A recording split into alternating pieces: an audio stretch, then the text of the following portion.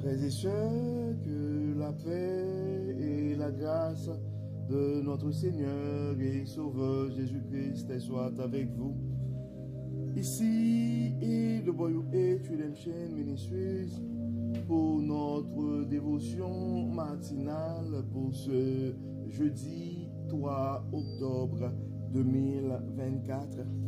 Toujours dans la mission de vous accompagner journée après journée, réveil après réveil, matinée après matinée, sur le chemin du royaume de Dieu.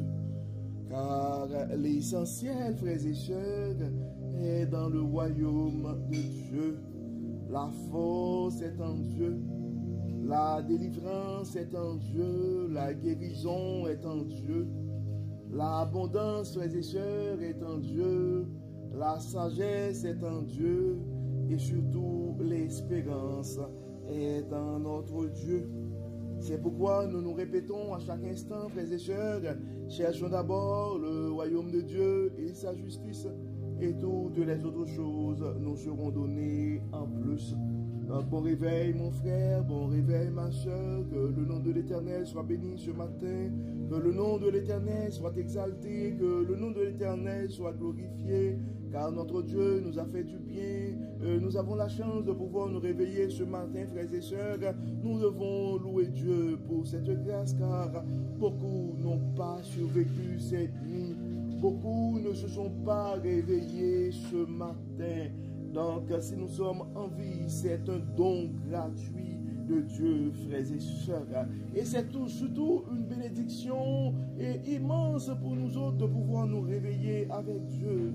Car un réveil avec Dieu nous offre cette opportunité d'avoir une journée remplie de la faveur de Dieu. Et en accumulant des journées remplies de la faveur de Dieu, frères et sœurs, nous allons finir par avoir une année 2024 remplie de sa bonté. Et en accumulant des années remplies de la bonté de Dieu, nous allons finir par avoir une vie comblée de ses plus riches bénédictions sur plusieurs générations. Donc, et c'est pourquoi mon frère, c'est pourquoi ma soeur, si tu penses à un frère ou à une soeur, et c'est le temps de partager ce message, car on ne sait jamais ce que la parole de Dieu peut faire dans la vie de l'un de ses enfants bien-aimés. Donc, pour notre dévotion de ce matin, frères et sœurs, le texte qui nous est proposé, c'est le texte que nous trouvons dans l'épître de Paul aux Romains, et le 12e chapitre, nous allons lire les 13 premiers versets, du verset 1 jusqu'au verset 13. Romains chapitre 12, verset 1 à 13. Je vous recommande donc, frères et sœurs, à cause de cette immense bonté de Dieu, à lui offrir votre corps comme un sacrifice vivant, saint et qui plaise à Dieu. Ce sera là de votre part un culte raisonnable. Ne prenez pas comme modèle le monde actuel, mais soyez transformés par le renouvellement de votre intelligence pour pouvoir discerner la volonté de Dieu, ce qui est bon, ce qui lui plaît, ce qui est parfait. En vertu de la grâce que Dieu m'a faite, voici ce que je dis à chacun d'entre vous. N'allez pas au-delà de ce à quoi vous devez prétendre. Tendez au contraire à une sage appréciation de vous-même, chacun selon la part que Dieu lui a confiée. Chacun de nous a dans un seul corps de nombreux organes, mais ces organes n'ont pas la même fonction. De même, alors que nous sommes nombreux, nous formons ensemble un seul corps par notre union avec Christ. Et nous sommes tous, et chacun pour sa part, membres les uns des autres. Et nous avons les dons de la grâce différents que dans sa bonté, Dieu nous a accordés. Pour l'un, c'est la prophétie. qu'il exerce cette activité conformément à notre foi commune. Pour un autre, c'est le service qui se consacre à ce service. Que celui qui a reçu un ministère d'enseignement enseigne. Que celui qui a reçu un ministère d'encouragement encourage. Que celui qui donne le fasse sans arrière-pensée. Que celui qui dirige le fasse avec sérieux. Que celui qui secourt les malheureux le fasse avec joie. Que votre amour soit sincère. Ayez donc le mal en horreur. Attachez-vous de toute force au bien, notamment en ce qui concerne l'amour fraternel. Soyez pleins d'affection les uns pour les autres. L'estime mutuelle, soyez les premiers à la manifester. L'ardeur, ne soyez pas nonchalants. L'esprit, soyez bouillant. Le Seigneur, soyez de bons serviteurs. L'espérance, qu'elle soit votre joie. L'épreuve, qu'elle vous trouve plein d'endurance. La prière, priez avec persévérance. Les besoins de ceux qui font partie du peuple saint, soyez en solidarité, toujours prêts à pratiquer l'hospitalité. Nous venons de lire, frères et sœurs, le texte que nous trouvons en Romains chapitre 12, verset 1 à 13. Dans ce texte, en fait, ce texte a deux parties, du verset 1, enfin les deux premiers versets, et nous avons lu comme d'habitude la version la Bible du semeur, et le premier, la première portion d'écriture et du texte, c'est s'offrir à Dieu. S'offrir à Dieu. Et on voit, et l'apôtre dit, je vous recommande donc, frères et sœurs, à cause de cette immense bonté de Dieu, à cause de la bonté de Dieu, frères et sœurs, à lui offrir votre corps comme un sacrifice vivant, saint et qui plaise à Dieu. Donc, à cause de la bonté de Dieu, frères et sœurs, nous devons nous consacrer, nous offrir comme un sacrifice à Dieu. Ce sera là de votre part un culte raisonnable. Ne prenez pas comme modèle le monde actuel, mais soyez transformés par le renouvellement de votre intelligence pour pouvoir discerner la volonté de Dieu, ce qui est bon, ce qui lui plaît, ce qui est parfait. Donc à travers ce texte, frères et sœurs, donc notre vie devrait être, nous devons consacrer notre vie et non pas poursuivre le monde actuel, mais poursuivre les commandements de Dieu. Donc c'est pourquoi dans nos prières, généralement, nous demandons à Dieu de nous révéler sa sagesse, nous demandons à Dieu de nous utiliser, parce que à cause de sa bonté, à cause de la bonté immense de Dieu, frères et sœurs, nous devons nous offrir en service, en sacrifice à Dieu. C'est-à-dire à nous abandonner nous-mêmes, mais à nous consacrer au service du Dieu et à nous consacrer à faire sa volonté. Et nous savons, frères et sœurs, c'est à Dieu de nous révéler sa sagesse. C'est pourquoi ça dit, mais soyez transformés par le renouvellement de votre intelligence pour pouvoir discerner la volonté de Dieu, ce qui est bon, ce qui lui plaît, ce qui est parfait. Donc c'est à Dieu de nous révéler sa sagesse, c'est à Dieu de nous révéler, d'éclairer notre intelligence, frères et sœurs. C'est très important. Donc nous devons nous offrir à Dieu. Et à partir du verset 3, l'apôtre Paul nous enseigne comment vivre dans l'amour. Donc comme enfants de Dieu, frères et sœurs, nous sommes appelés à vivre dans l'amour. D'ailleurs, la parole nous dit dans 1 Jean 4, verset 8, « Et Dieu est amour, celui qui n'aime pas n'a pas connu Dieu, car Dieu est amour. » Nous sommes appelés, frères et sœurs, à vivre dans l'amour de Dieu, dans l'amour de Jésus-Christ. C'est pourquoi dans le verset 3, ça dit, « En vertu de la grâce de Dieu que Dieu m'a faite, voici ce que je dis à chacun d'entre vous. N'allez pas au-delà de ce à quoi vous devez prétendre, tendez au contraire à une sage appréciation de vous-même, chacun selon la part que Dieu lui a confiée. » Ça, c'est très important, frères et sœurs. Dieu a confié à chacun de nous des talents. Donc, la force et probablement les talents, tes talents, mon frère, ce n'est pas les talents de ta soeur. En fait, nous avons tous des talents différents. Dieu nous accorde chacun des dons différents. Donc, c'est pourquoi la première chose, nous devons accepter et apprécier les talents que Dieu a mis en nous et à apprécier les dons de Dieu et à ne pas nous comparer avec les autres et à ne pas essayer de recopier ou à ne pas essayer d'imiter les autres, car Dieu a fait chacun de nous pour une mission spéciale. Donc c'est très important, frères et sœurs, n'allez pas au-delà de ce à quoi vous devez prétendre. Tendez au contraire à une sage appréciation de vous-même, à une sage appréciation de vous-même, chacun selon la part que Dieu lui a confiée. Et ça va, et l'apôtre continue pour dire dans le verset 4, chacun de nous a dans un seul corps de nombreux organes, mais ces organes n'ont pas la même fonction.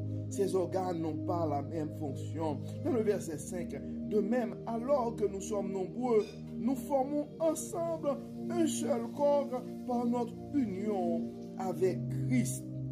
Nous formons un seul corps par notre union avec Christ et nous sommes tous et chacun pour sa part membres les uns des autres. Donc c'est important, frères et sœurs, nous avons tous des dons, des talents différents et c'est ce qui va créer l'harmonie parce que la force de l'un, nous pouvons nous compléter en fait. Et dans le verset 6, ça dit, et nous avons des dons de la grâce différents. Nous avons des dons de la grâce différents et que dans sa bonté, Dieu nous a accordé. Donc le talent que tu as ce matin et que tu as, mon frère, le talent que tu as, ma soeur, c'est Dieu qui te l'a donné et tu dois l'apprécier. Et tu dois l'apprécier. Et pour l'un, c'est la prophétie. Donc elle exerce cette activité conformément à notre foi commune. Donc pour un autre, c'est le service. Donc si ton don et tu es placé pour le service, n'essaie pas de prophétiser. Qui se consacre à ce service? Que celui qui a reçu un ministère d'enseignement enseigne. Mais des fois,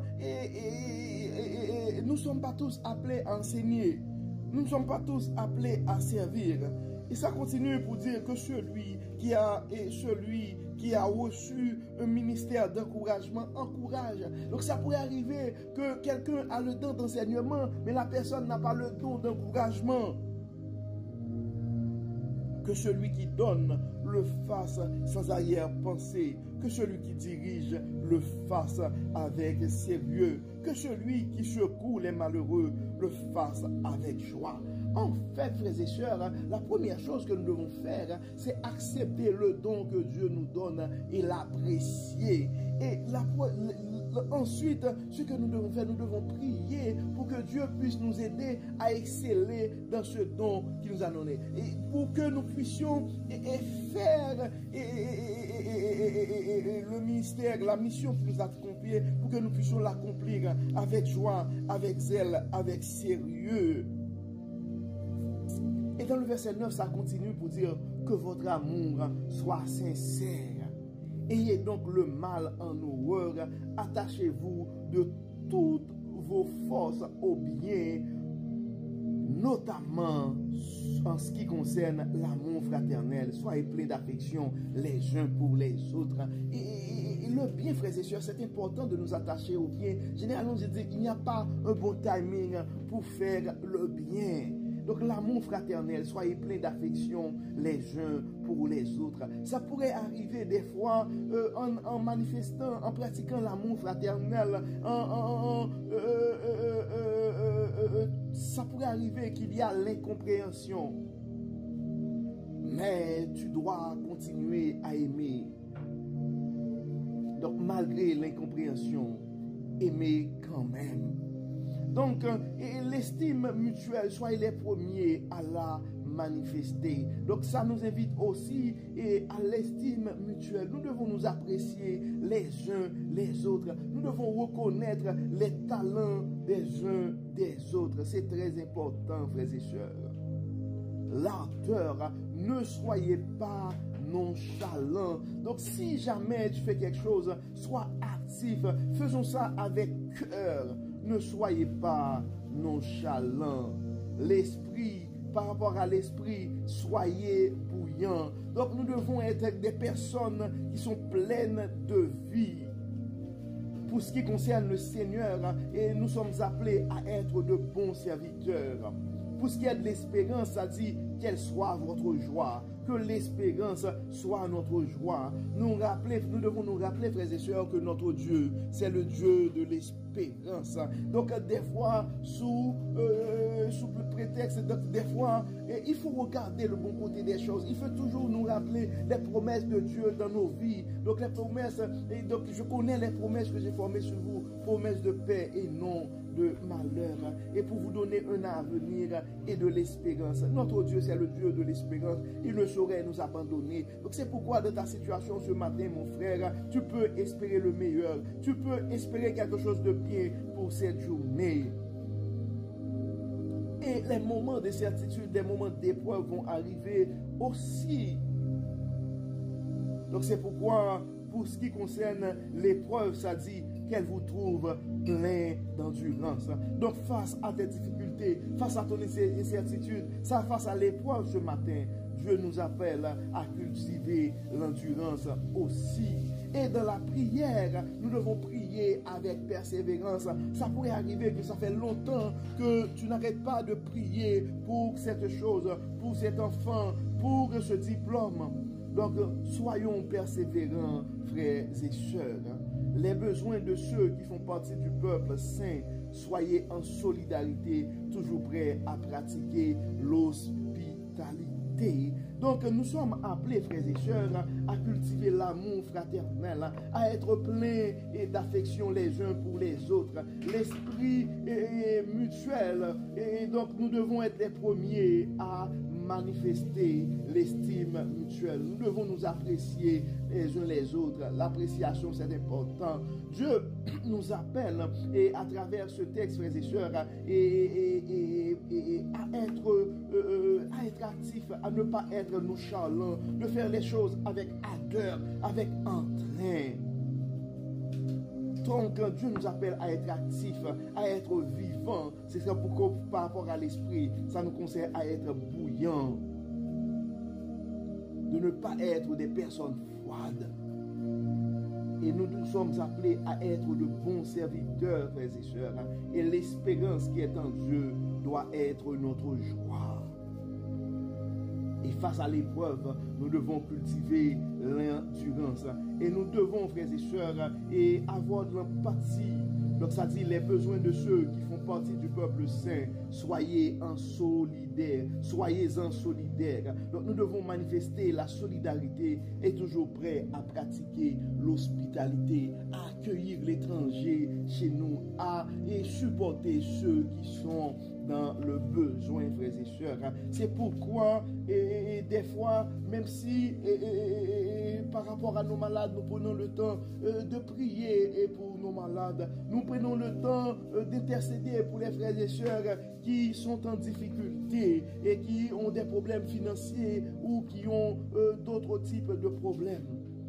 Et si nous avons les moyens aussi, nous devons pas seulement prier, mais nous devons manifester notre solidarité, l'hospitalité à ces gens qui sont dans le besoin, frères et sœurs. C'est de cette manière-là que nous allons vivre dans l'amour de Dieu, car nous sommes appelés à vivre dans l'amour du Christ. Donc, comme d'habitude, frères et sœurs, nous allons prier pour que notre vie soit un sacrifice vivant, car par rapport à cause de la bonté de Dieu, frères et sœurs, nous devons offrir notre corps, notre vie, et mon corps, mon cœur, mon âme ne m'appartiennent plus, et nous chantons souvent. Donc nous devons nous offrir en sacrifice et à travers le service à notre Dieu et nous devons vivre aussi et dans l'amour. Prions, frères et sœurs. Dieu de bonté, Dieu de miséricorde, nous te disons merci pour ton amour, merci pour ta fidélité, merci pour la manière que tu n'arrêtes pas de nous révéler ta sagesse.